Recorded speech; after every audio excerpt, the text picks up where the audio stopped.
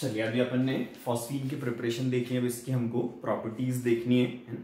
तो फॉस्फीन की पहले हम क्या देखेंगे, फिजिकल प्रॉपर्टीज। ठीक है, तो फिजिकल प्रॉपर्टीज में हम कौन सी चीज बोलते हैं कि फॉस्फीन जो होती है ये क्या रहेगी, एक कलरलेस गैस होती है ना? फॉस्फीन क्या रहेगी, कलरलेस गैस होती है और इसमें क्या रहेगा, रॉटन फिश स्मेल होती है ना? Phosphine is a colourless gas with रॉटन fish smell. Phosphine के बारे में क्या बोला हमने, कलरलेस गैस होती है और ये रॉटन फिश स्मेल होती है इसमें। समझ आ गई बात ये है ना? फिर क्या रहेगी, ये काफी ज्यादा पॉइजनस होती है ना? ये अपन ने देख लिया था, हालांकि उसमें हाइड्राइड्स ऑफ नाइट्रोजन फैमिली में है ना, क्या बोलेंगे इसको हम, ये स्ट्रॉन्गली या हाईली पॉइजनस होती है नेचर में। ठीक है, फिर इसकी जो वाटर सोल्यूबिलिटी होती है ये कम होती है। फॉस्फीन की वाटर सोल्यूबिलिटी कम होती है।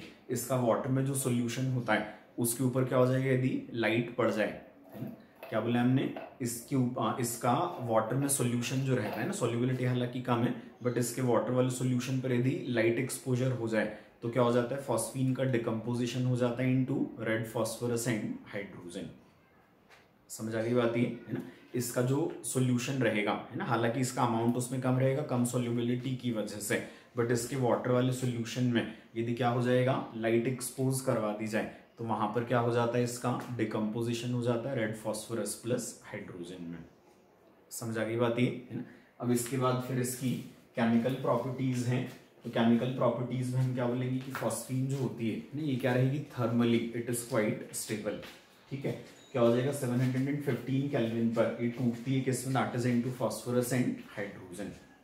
ठीक है ना, क्या रहेगा, it is quite stable thermally. 715 kelvin पर इसका डिकम्पोजिशन हो जाता है अपने कॉन्स्टिट्यूटिंग एलिमेंट्स में, that is phosphorus and hydrogen.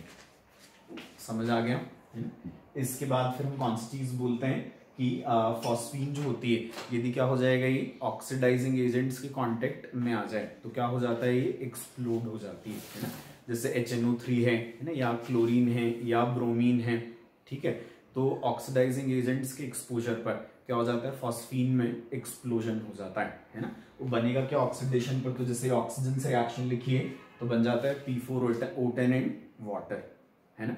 क्या हो जाएगा, इसका फॉस्फीन का कंबशन या ऑक्सीडेशन जब हो रहा है तो फॉर्मेशन हो जाता है किसका, P4O10 and what that H2O। समझ आ गई बात ये? फिर कौन सी चीज ये भी वही है, N2O भी ऑक्सीडाइजिंग एजेंट है, तो इसके साथ क्या बन जाएगा यहाँ पर, दिस H3PO4, साथ में इट इज नाइट्रोजन। ठीक है ना? फॉस्फीन का N2O जो एक ऑक्सीडाइजिंग एजेंट है उससे रिएक्शन जब होगा तो क्या बनेगा, इट इज H3PO4 बन जाता है यहाँ पर, साथ में क्या निकल गई इधर से, नाइट्रोजन निकल जाती है। ठीक है, फिर ये क्लोरीन के साथ, तो क्लोरीन के अमाउंट डिपेंडेंट, यहाँ पर क्या बनता है, तो हम बोलेंगे HCl तो बनेगी बट क्या होगा, क्लोरीन कम है तो PCl3 और क्लोरीन ज्यादा है तो इट इज PCl5। ठीक है, तो सिमिलरली इसकी रिएक्शन किससे भी हो गई, तो हमने बोला इसकी रिएक्शन क्लोरीन से भी हो जाती है ना, which also is an oxidiser. Bromine के साथ भी सिमिलर रिएक्शन हो जाएगा। और सारी ऑक्सीडाइजिंग एजेंट्स के साथ हम क्या बोल रहे हैं इसमें कि limited amount of oxidising agent क्या करवा देता है, फॉस्फीन का एक्सप्लोजन करवा देता है। समझ आ गया? तो रिएक्शन 2, 3 एंड 4 ये सारी क्या थी, ऑक्सीडाइजिंग एजेंट्स के साथ इसकी रिएक्शंस थी। ठीक है, फिर कौन सी चीज हम बोलते हैं कि जो मेटल सॉल्ट्स होते हैं, मेटल सॉल्ट्स का क्या हो जाता है, फॉस्फीन के साथ रिएक्शन होकर मेटल के फॉस्फाइड्स बन जाते हैं ना, विच आर ब्लैक प्रेसिपिटेट। ठीक है, क्या बोले अपन ने, मेटल सॉल्ट्स के साथ कौन सी चीज होगी, तो हम बोलेंगे मेटल सॉल्ट्स के साथ फॉस्फीन की रिएक्शन पर है ना, क्या हो जाता है, मेटल के फॉस्फाइड्स बन जाते हैं। ठीक है, तो जैसे CuSO4 लिया था तो बन जाएगा Cu3P2, साथ में क्या निकल जाएगा, दैट H2SO4, और HgCl2 लिया तो क्या बन जाएगा, मरकरी का फॉस्फाइड Hg3P2, और साथ में क्या निकल गया इस बार, इट इज HCl।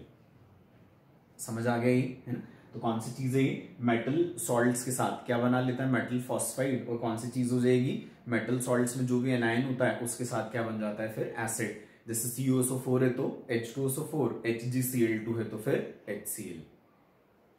आगे बात समझ में है ना?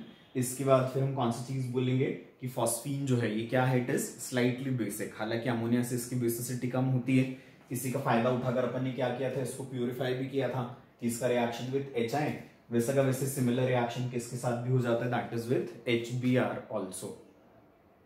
आगे समझ में है ना। तो यहाँ पे फॉर्मेशन हो जाता है किसका, PH4Br फॉस्फोनियम ब्रोमाइड का। क्लियर है ना। फिर क्या हो जाएगा, जैसे AlCl3 जो लेविस एसिड है, या फिर कौन सी वाली चीज होती है अपनी, तो हम बोलेंगे ये SnCl4 जो भी लेविस एसिड है, इनके साथ फॉस्फीन क्या कर लेता है, एडिशन कंपाउंड्स बना लेता है ना। या Cu2Cl2HCl उसके साथ भी फॉस्फीन का क्या बन जाएगा, दैट एडिशन कंपाउंड बन जाता है। समझ आ गई बात ये है ना। तो AlCl3.2PH3 या SnCl4.2PH3, ठीक है। इस टाइप से क्या हो जाएगा, यहाँ पर एडिशन कंपाउंड्स बन जाते हैं ना। ये कौन सा लेविस एसिड बेस रिएक्शन है। क्लियर है। और फॉस्फीन का स्ट्रक्चर अपन देख ही चुके थे, कैसा रहेगा, 3 bond pair 1 lone pair, pyramidal होता है, बट बॉन्ड एंगल्स क्या रहेंगे, क्लोज टू 90 है ना, प्रिसाइजली 94 के आसपास होता है ये, ठीक है ना, but close to 90, that is because of utilisation of almost pure p orbitals during its formation. Clear है यहां तक अच्छे से है ना। So this is all about phosphine.